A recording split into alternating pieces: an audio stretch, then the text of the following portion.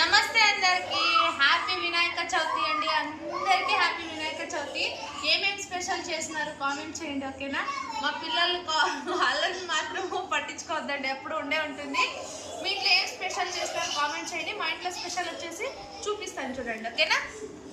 ముందుగా అయితే స్వీటు, గులాబ్ జామున్, బెండకాయ ఫ్రై, అప్పడం, సొండిగ్లు, సాంబార్, రైసు, వెజిటేబుల్ సాంబారు, ఇంకో రసం మామూలుగా ఉండే ఉంటుంది, పెరుగు.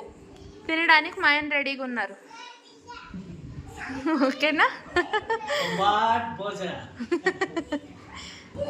ఇంకా మీరేం చేసుకున్నారు స్పెషల్స్?